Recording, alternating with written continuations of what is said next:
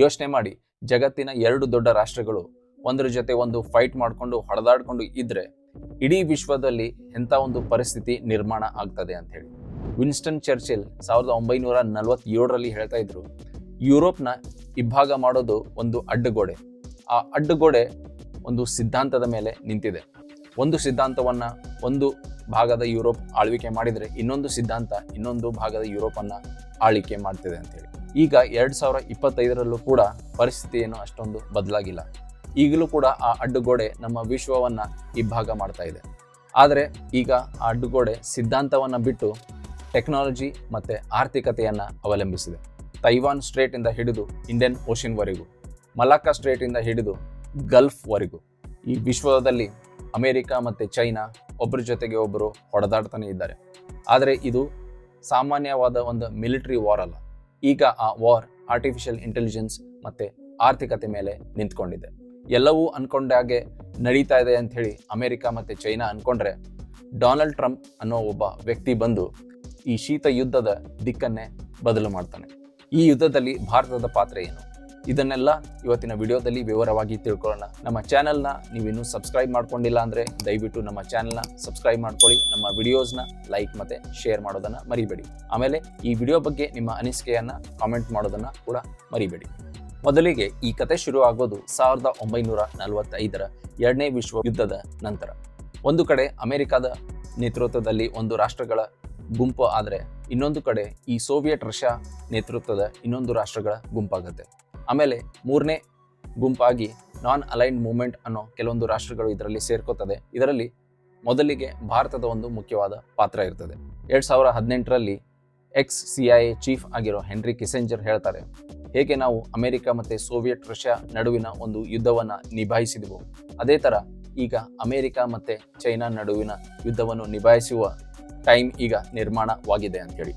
ನಾವು 1950ರ ದಶಕದಲ್ಲಿ ರಿವೈಂಡ್ ಮಾಡಿ ನೋಡಿದಾಗ ಆವಾಗ ಹೇಗೆ 2-3 ಗುಂಪುಗಳು ನಮ್ಮ ವಿಶ್ವದಲ್ಲಿ ಇದ್ವು, ಅದೇ ಥರ ಇವತ್ತಿನ ಜಗತ್ತಿನಲ್ಲೂ ಕೂಡ ಅಂಥ ಗುಂಪುಗಳು ಆಗಿವೆ. ಒಂದು ಕಡೆ NATO, north Atlantic treaty ಆರ್ಗನೈಸೇಷನಲ್ಲಿ European ಮತ್ತು ಅಮೆರಿಕನ್ ರಾಷ್ಟ್ರಗಳು ಸೇರಿಕೊಂಡು ಒಂದು ಮಿಲಿಟರಿಯ ಗುಂಪು ಮಾಡಿಕೊಂಡ್ರೆ, ಇನ್ನೊಂದು ಕಡೆ ಕ್ವಾಡ್, ಇದು ಅಮೆರಿಕ, ಇಂಡಿಯಾ, ಜಪಾನ್ ಮತ್ತು ಆಸ್ಟ್ರೇಲಿಯಾ ಸೇರಿಕೊಂಡು ಇನ್ನೊಂದು ಎಕನಾಮಿಕ್ ಗುಂಪುಗಳನ್ನು ಮಾಡಿಕೊಂಡಿದೆ.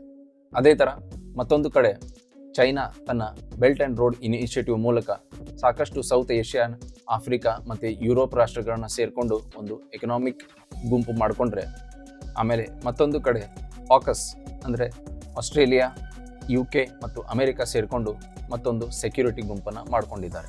ನಿಮಗೆ ಒಂದು ಪ್ರಶ್ನೆ ಬರ್ಬೋದು, ಯಾಕೆ ಅಮೆರಿಕ ಬೇರೆ ಬೇರೆ ದೇಶಗಳ ಜೊತೆ ಸೇರಿಕೊಂಡು ಬೇರೆ ಬೇರೆ ಗುಂಪುಗಳನ್ನು ಮಾಡಿಕೊಂಡಿದೆ? ಒಂದು ಆರ್ಥಿಕತೆಯ ಗುಂಪಾಗಿರ್ಬೋದು, ಇನ್ನೊಂದು ಮಿಲಿಟರಿ ಸೆಕ್ಯೂರಿಟಿಯ ಗುಂಪಾಗಿರ್ಬೋದು.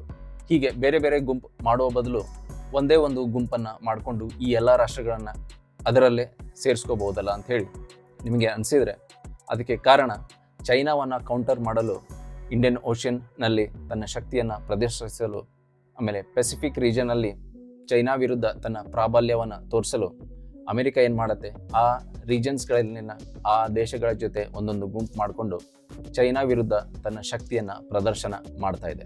ಆದರೆ ಇಲ್ಲಿ ಒಂದು ಮುಖ್ಯವಾದ ವ್ಯತ್ಯಾಸ ಇದೆ. ಆಗಿನ ನೇಟೋ ಗುಂಪು ಮಾಡಿಕೊಂಡು ಅಮೆರಿಕ ಏನು ಸೋವಿಯತ್ ರಷ್ಯಾ ವಿರುದ್ಧ ಹೋರಾಡ್ತಾ ಇತ್ತು, ಈಗಲೂ ಕೂಡ ಬೇರೆ ಬೇರೆ ಗುಂಪುಗಳನ್ನು ಮಾಡಿಕೊಂಡು ಚೈನಾ ವಿರುದ್ಧ ಹೋರಾಡ್ತಾ ಇದೆ. ಇಲ್ಲಿ ವ್ಯತ್ಯಾಸ ಇರೋದು, ಆವಾಗ ಸೋವಿಯತ್ ರಷ್ಯಾ ಮತ್ತು ಅಮೆರಿಕ ನಡುವಿನ ಆರ್ಥಿಕ ಚಟುವಟಿಕೆ ಆಗಿರ್ಬೋದು, ವ್ಯಾಪಾರ ಆಗಿರ್ಬೋದು, ಅದು ಆಲ್ಮೋಸ್ಟ್ 0 ಆಗಿತ್ತು. ಆದರೆ ಇವತ್ತು ಅಮೆರಿಕ ಚೈನಾ ಮೇಲೆ ಸಾಕಷ್ಟು ನಿರ್ಭರವಾಗಿದೆ ಮತ್ತು ಅವರ ಆರ್ಥಿಕ ಚಟುವಟಿಕೆ ಅಥವಾ ಆರ್ಥಿಕ ವ್ಯವಹಾರ ಏನಿದೆ ಅದು ಸುಮಾರು $500 ಬಿಲಿಯನ್ ಅದರಲ್ಲೂ ಅಮೆರಿಕ ಚೈನಾ ಮೇಲೆ ಸಾಕಷ್ಟು ನಿರ್ಭರವಾಗಿದೆ ಮತ್ತು ಅಲ್ಲಿಂದ ವಸ್ತುಗಳನ್ನು ಖರೀದಿಸ್ತದೆ. ಚೈನಾ ಏನಾದರೂ ಅಮೆರಿಕಕ್ಕೆ ತನ್ನ ವಸ್ತುಗಳನ್ನು ಎಕ್ಸ್ಪೋರ್ಟ್ ಮಾಡಿದ ನಿಲ್ಲಿಸ್ಬಿಟ್ರೆ ಅಮೆರಿಕಾದಲ್ಲಿನ ಒಂದು ಸಪ್ಲೈ ಚೈನ್ಗೆ ತುಂಬ ಒಂದು ದೊಡ್ಡ ಪೆಟ್ಟು ಕೊಡುತ್ತೆ. ಆಮೇಲೆ ಆವಾಗ ಹೇಗೆ ಸೋವಿಯತ್ ರಷ್ಯಾವನ್ನು ಅಮೆರಿಕ ಎದುರಿಸಿತ್ತೋ ಅದೇ ವೇಗದಲ್ಲಿ ಅಥವಾ ಅದೇ ಶಕ್ತಿ ಒಂದಿಗೆ ಚೈನಾವನ್ನು ಎದುರಿಸೋಕ್ಕೆ ಆಗ್ತದ ಅನ್ನೋದೇ ಇವತ್ತಿನ ಒಂದು ಯಕ್ಷ ಪ್ರಶ್ನೆಯಾಗಿದೆ. ಒಂದು ಕಡೆ ಶಿ ಜಿನ್ಪಿಂಗ್ ಬೈಪೋಲಾರ್ ವರ್ಲ್ಡನ್ನು ಕೇಳ್ತಾ ಇದ್ದಾರೆ, ಅಂದರೆ ಈ ವಿಶ್ವದಲ್ಲಿ 2 ಶಕ್ತಿ ಕೇಂದ್ರಗಳು ಇರಬೇಕು ಅಂತೀವಿ. ಒಂದು ಅಮೆರಿಕ ಶಕ್ತಿ ಕೇಂದ್ರ ಆದರೆ ಇನ್ನೊಂದು ಕಡೆ ಏಷ್ಯಾ ರೀಜನ್ನಲ್ಲಿ ಚೈನಾ ಒಂದು ಶಕ್ತಿ ಕೇಂದ್ರ ಆಗಬೇಕು ಅಂತ ಹೇಳಿ ಬಯಸ್ತಾ ಇದೆ. ಆದರೆ ಟ್ರಂಪ್ ಮತ್ತು ಅಮೆರಿಕ ಇದರ ತದ್ವಿರುದ್ಧ ಯೋಚನೆ ಮಾಡ್ತವೆ. ಟ್ರಂಪ್ ಅಂತಾರೆ ಇಡೀ ಜಗತ್ತಿನ ಶಕ್ತಿ ಕೇಂದ್ರ ಅದು ಅಮೆರಿಕ ಆಗಿರಬೇಕು ಹೊರತು ಅದು ಚೈನಾ, ಇಂಡಿಯಾ ಅಥವಾ ರಷ್ಯಾ ಆಗಿರಬಾರ್ದು. ಇಲ್ಲಿ ಬೇರೆ ಶಕ್ತಿಗೆ ಅವಕಾಶನೇ ಇಲ್ಲ ಅಂತ ಹೇಳಿ ಇಲ್ಲಿ ಟ್ರಂಪ್ ಯೋಚನೆ ಮಾಡ್ತಾರೆ. ಈಗ ಎರಡು ತದ್ವಿರುದ್ಧ ಯೋಚನೆಗಳು ನಮ್ಮ ಜಗತ್ತಿನಲ್ಲಿ ಇರಬೇಕಾದ್ರೆ ಆವಾಗ ಘರ್ಷಣೆಗಳು, ಯುದ್ಧಗಳು ಸಾಮಾನ್ಯವಾಗಿರ್ತವೆ. ಇಲ್ಲಿಯೇ ಕತೆ ರೋಚಕವಾಗಿ ಶುರುವಾಗುತ್ತೆ. ಎರಡು ತದ್ವಿರುದ್ಧ ವಿಚಾರಗಳು ಈ ಜಗತ್ತಿನಲ್ಲಿ ಇರುವಾಗ ಆವಾಗ ಅವು ಎರಡು ಘರ್ಷಣೆಗೆ ಒಳಗಾಗ್ತವೆ, ಆಮೇಲೆ ಯುದ್ಧಗಳಿಗೆ ಒಳಗಾಗ್ತವೆ. ಇದೇ ಕಾರಣದಿಂದ ಈ ಕತೆ ಇನ್ನೂ ರೋಚಕವಾಗ್ತದೆ. ನಿಮ್ಮೆಲ್ಲರಿಗೂ ಕ್ಯೂಬನ್ ಮಿಸೈಲ್ ಕ್ರೈಸಿಸ್ 1962ರಲ್ಲಿ ಆಗಿದ್ದು ನೆನಪಿರಬಹುದು. ಸೋವಿಯತ್ ರಷ್ಯಾ ಮತ್ತು ಅಮೆರಿಕ ನಡುವೆ ಈ ಶೀತ ಯುದ್ಧ ನಡಿಬೇಕಾದ್ರೆ ಸೋವಿಯತ್ ರಷ್ಯಾ ತನ್ನ ನ್ಯೂಕ್ಲಿಯರ್ ವೆಪನ್ಸನ್ನು ಕ್ಯೂಬಾಗೆ ಟ್ರಾನ್ಸ್ಫರ್ ಮಾಡಿ ಅಲ್ಲಿಂದ ಅಮೆರಿಕಾಗೆ ನ್ಯೂಕ್ಲಿಯರ್ ಮಿಸೈಲ್ನ ಪಾಯಿಂಟ್ ಮಾಡಿ ಒಂದು ಶಕ್ತಿ ಪ್ರದರ್ಶನ ಮಾಡ್ತಾ ಇತ್ತು. ಅದೇ ಥರ ಅಮೆರಿಕ ರಷ್ಯಾ ಸುತ್ತಮುತ್ತಲಿನ ಯುರೋಪಿಯನ್ ಕಂಟ್ರೀಸ್ನಲ್ಲಿ ತನ್ನ ನ್ಯೂಕ್ಲಿಯರ್ ವೆಪನ್ಸನ್ನು ಇಟ್ಕೊಂಡು ರಷ್ಯಾ ಮೇಲೆ ತನ್ನ ಶಕ್ತಿ ಪ್ರದರ್ಶನವನ್ನು ಮಾಡ್ತಾ ಇತ್ತು. ಪರಿಸ್ಥಿತಿ ಯಾವ ಮಟ್ಟಕ್ಕೆ ಬಂದಿತ್ತು ಅಂತಂದರೆ ಎನಿ ಟೈಮ್ ಯಾವುದೇ ಮೂಮೆಂಟಲ್ಲಿನೂ ಕೂಡ ಈ ನ್ಯೂಕ್ಲಿಯರ್ ಯುದ್ಧ ಶುರು ಆಗ್ಬೋದು. ಆ ನ್ಯೂಕ್ಲಿಯರ್ ಯುದ್ಧ ಶುರು ಆಗೋದ್ರಿಂದ ಇಡೀ ವಿಶ್ವವನ್ನೇ ಸರ್ವನಾಶ ಮಾಡುವಂಥ ಒಂದು ಪರಿಸ್ಥಿತಿ 1962 ಕ್ಯೂಬಾ ಮಿಸೈಲ್ ಕ್ರೈಸಿಸ್ ಮೂಲಕ ಶುರುವಾಗಿತ್ತು. ಈಗ 2025ರಲ್ಲೂ ಕೂಡ ಅದೇ ಥರದ ಲಕ್ಷಣಗಳು ಕಾಣಿಸ್ತವೆ. ಆವತ್ತಿನ ಕ್ಯೂಬಾ, ಇವತ್ತಿನ ತೈವಾನ್. ಕ್ಯೂಬಾನ ಬಳಸ್ಕೊಂಡು ರಷ್ಯಾ ಹೇಗೆ ಅಮೆರಿಕ ಮೇಲೆ ಅಟ್ಯಾಕ್ ಮಾಡೋಕ್ಕೆ ಪ್ರಯತ್ನ ಮಾಡ್ತಾ ಇತ್ತು, ಅದೇ ಥರ ಇವತ್ತು ಅಮೆರಿಕ ತೈವಾನ್ ಅನ್ನೋ ಒಂದು ಐಲ್ಯಾಂಡ್ನ ಬಳಸ್ಕೊಂಡು ಚೈನಾ ವಿರುದ್ಧ ತನ್ನ ಶಕ್ತಿ ಪ್ರದರ್ಶನವನ್ನು ಮಾಡ್ತಾ ಇದೆ. ಅದರ ಪಕ್ಕಕ್ಕೆ ಇರುವ ಜಪಾನ್ ಅನ್ನೋ ಒಂದು ರಾಷ್ಟ್ರ ಮೂಲಕ ಅಮೆರಿಕ ತನ್ನ ನೇವಿ ಮತ್ತು ಜಪಾನ್ನ ಮಿಲಿಟರಿ ಸೇರಿಕೊಂಡು ಚೈನಾಗೆ ಸರೌಂಡ್ ಮಾಡಿ ತಮ್ಮ ಶಕ್ತಿಯನ್ನು ಪ್ರದರ್ಶನ ಮಾಡ್ತಾ ಇವೆ.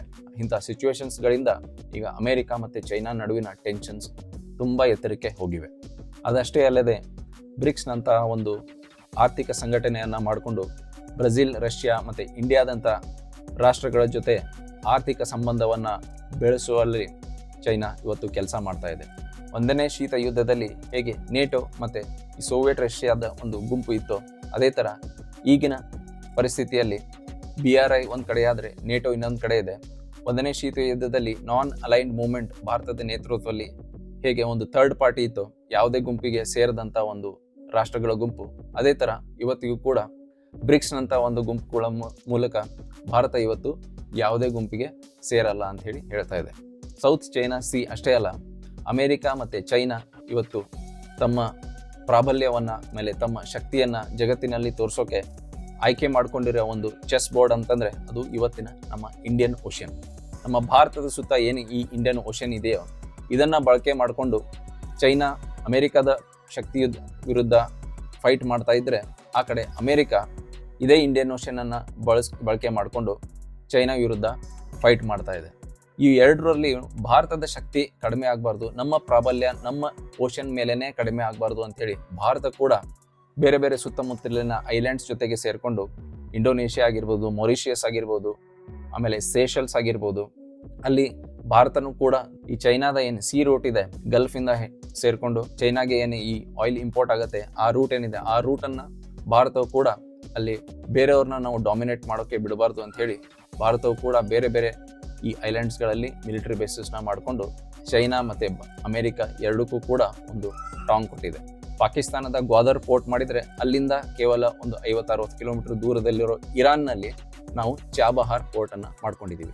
ಅವರು ಜಿಬೂಟಿಯಲ್ಲಿ ಚೈನಾ ಪೋರ್ಟ್ ಮಾಡಿಕೊಂಡ್ರೆ ಅದರ ಪಕ್ಕದ ದೇಶದಲ್ಲಿ ಭಾರತವು ಕೂಡ ಒಂದು ಅಲ್ಲಿ ಪೋರ್ಟ್ ಮಾಡ್ಕೊಂಡಿದೆ. ಅದೇ ಥರ ಈಗ ಮಲಾಕ್ಕಾ ಸ್ಟ್ರೈಟ್ಗೆ ಬಂದರೆ, ಮಲಾಕ್ಕಾ ಸ್ಟ್ರೈಟ್ ಅಂತಂದರೆ ನಮ್ಮ ಭಾರತದ ಪೂರ್ವ ಭಾಗದಲ್ಲಿ ಏನು ಒಂದು ನ್ಯಾರೋ ಸ್ಟ್ರೈಟ್ ಇದೆ, ಅಂದರೆ ಇಂಡೋನೇಷ್ಯಾ ಮತ್ತು ಮಲೇಷಿಯಾ ನಡುವಿನ ಒಂದು ನ್ಯಾರೋ ಪಾತ್ ಏನಿದೆ ಅಲ್ಲಿಂದ ಚೈನಾ ತನ್ನ ಆಯಿಲ್ನ ಇಂಪೋರ್ಟ್ ಮಾಡ್ಕೊಳ್ಳುತ್ತೆ. ಆ ಮಲಾಕ್ಕಾ ಸ್ಟ್ರೈಟ್ ಅಂತ ಹೇಳಿ ಅದಕ್ಕೆ ಕರಿತೀವಿ. ಆ ಮಲಾಕ್ಕಾ ಸ್ಟ್ರೈಟ್ನ ನೀವು ಬ್ಲಾಕ್ ಮಾಡಿಬಿಟ್ರೆ ಚೈನಾಗೆ ಇವತ್ತು ದುಬೈ ಅಥವಾ ಒಮಾನ್ ಮತ್ತು ಸೌದಿ ಅರೇಬಿಯಾದಿಂದ ಏನು ಆಯಿಲ್ ಹೋಗ್ತಾ ಇದೆ ಆ ಆಯಿಲ್ನ ರೂಟ್ ಕಂಪ್ಲೀಟ್ಲಿ ಬಂದಾಗ್ಬಿಡುತ್ತೆ.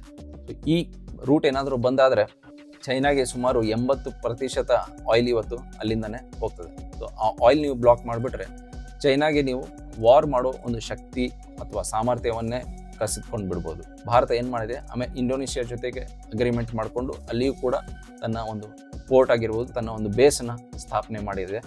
ಅದೇ ಥರ ವಿಯೆಟ್ನಾಂ, ಜಪಾನ್ ಮತ್ತು ಮಂಗೋಲಿಯಾವನ್ನ ಬಳಕೆ ಮಾಡಿಕೊಂಡು ಚೈನಾದ ಒಂದು ಕತ್ತು ಹಿಸ್ಕೋಕೆ ಭಾರತವು ಕೂಡ ಇಲ್ಲಿ ಪ್ರಯತ್ನ ಮಾಡ್ತಾ ಇದೆ. ಆದರೆ ಭಾರತ ಇವತ್ತಿಗೂ ಕೂಡ ಅಮೆರಿಕ ಆಗಲಿ ಚೈನಾ ಆಗಲಿ ಇವೆರಡೂ ದೇಶಗಳು ನಮ್ಮ ರೈವಲ್ಸ್ ಇನ್ನುವರೆಗೂ ಡಿಕ್ಲೇರ್ ಮಾಡಿಲ್ಲ. ಈಗಲೂ ಕೂಡ ಭಾರತ ತನ್ನ ಸ್ಟ್ರಾಟಜಿಕ್ ಅಟಾನಮಿ ಅಂದರೆ ತನ್ನ ಸ್ವಾಯತ್ತತೆ, ತನ್ನ ನಿರ್ಧಾರದ ಒಂದು ಸ್ವಾಯತ್ತತೆ ಅದನ್ನು ಕಾಪಾಡ್ಕೊಂಡು ಹೋಗಬೇಕು. ಆಮೇಲೆ ಯಾವುದೇ ಒಂದು ಗುಂಪಿಗೆ ನಾವು ಟ್ಯಾಗ್ ಆಗಬಾರ್ದು, ಅಲ್ಲಿ ಲೇಬಲ್ ಆಗಬಾರ್ದು ಅಂತ ಹೇಳಿ ಈ ಕಡೆ ಅಮೆರಿಕ ಗುಂಪಿಗೂ ಕೂಡ ಸಂಪೂರ್ಣವಾಗಿ ಬೆಂಬಲ ನೀಡ್ತಾ ಇಲ್ಲ. ಆಮೇಲೆ ಈ ಕಡೆ ಚೈನಾ ಮಾಡಿರೋ ಒಂದು ಗುಂಪಿಗೂ ಕೂಡ ಭಾರತ ಸಂಪೂರ್ಣವಾಗಿ ಬೆಂಬಲ ನೀಡೋದಿಲ್ಲ. ಆದರೆ ಭಾರತ ಚಾಣಾಕ್ಷಣದಿಂದ ಎರಡೂ ಗುಂಪುಗಳ ಜೊತೆ ಕೆಲಸ ಮಾಡ್ಕೊಳತ್ತೆ. ತನ್ನ ಆರ್ಥಿಕ ಲಾಭ ಆಗಿರ್ಬೋದು ಅಥವಾ ತನ್ನ ಸೆಕ್ಯೂರಿಟಿಗೆ ಏನೇನು ಅನುಕೂಲಗಳು ಬೇಕೋ ಈ ಎರಡೂ ಗುಂಪುಗಳಿಂದ ಭಾರತ ಅದನ್ನು ಪಡ್ಕೊಂಡು ಎರಡೂ ಗುಂಪುಗಳ ಯುದ್ಧವನ್ನು ಭಾರತದ ಮೇಲೆ ಪರಿಣಾಮ ಬೀರದ ಹಾಗೆ ನಾವು ಒಂದು ಸ್ಟ್ರಾಟಜಿಯನ್ನು ಈಗ ತಯಾರು ಮಾಡ್ಕೋತಾ ಇದ್ದೀವಿ. ಇದಕ್ಕೆ ನಾವು ಸ್ಟ್ರಾಟಜಿಕ್ ಅಟಾನಮಿ ಅಂತ ಹೇಳಿ ಕರಿತೀವಿ. ನೀವು ಕೇಳ್ಬೋದು, ಇಷ್ಟೆಲ್ಲ ಈ ನೆಕ್ಲೆಸ್ ಆಫ್ ಡೈಮಂಡ್ಸ್ ಆಗಿರ್ಬೋದು, ಸ್ಟ್ರಿಂಗ್ ಆಫ್ ಪರ್ಲ್ಸ್ ಆಗಿರ್ಬೋದು, ಆಮೇಲೆ ಅಮೆರಿಕ ಬಂದು ಸೌತ್ ಚೈನಾ ಮೇಲೆ ತನ್ನ ಪ್ರಾಬಲ್ಯವನ್ನು ತೋರಿಸೋದಾಗಿರ್ಬೋದು, ಇವೆಲ್ಲ ಯಾವ ಜಾಗಕ್ಕೋಸ್ಕರ? ಅದು ತೈವಾನ್ಗೋಸ್ಕರನಾ? ಅಮೆರಿಕಾಗೆ ಇವತ್ತು ತೈವಾನ್ ಬೇಕಾ ಅಥವಾ ಚೈನಾಗೆ ಇವತ್ತು ತೈವಾನ್ ಬೇಕಾ ಅಂತಂದ್ರೆ ಅದು ಕೇವಲ ಒಂದು ಜಾಗಕ್ಕೋಸ್ಕರ ಅಲ್ಲ. ಇವತ್ತು ತೈವಾನ್ ಚೈನಾಗೆ ಯಾಕೆ ಇಂಪಾರ್ಟೆಂಟ್ ಅಂದರೆ ಅಲ್ಲಿ ಸೆಮಿ ಕಂಡಕ್ಟರ್ಸ್ ಡಿಸೈನ್ ಮತ್ತು ಮ್ಯಾನುಫ್ಯಾಕ್ಚರ್ ಮಾಡ್ತಾರೆ. ಇದರಿಂದ ಚೈನಾಗೆ ತನ್ನ AI ಟೆಕ್ನಾಲಜಿಯಲ್ಲಿ ಹೆಲ್ಪ್ ಬೇಕಾಗತ್ತೆ. ಯಾಕಂದರೆ ತೈವಾನ್ ಡಿಸೈನ್ ಮಾಡಿರೋಂಥ ಈ ಸೆಮಿ ಕಂಡಕ್ಟರ್ ಚಿಪ್ಸ್ ಏನಿದೆ ಇದು ಆರ್ಟಿಫಿಷಿಯಲ್ ಇಂಟೆಲಿಜೆನ್ಸ್ ಟೆಕ್ನಾಲಜಿಗೆ ತುಂಬ ಅವಶ್ಯಕವಾಗಿದೆ.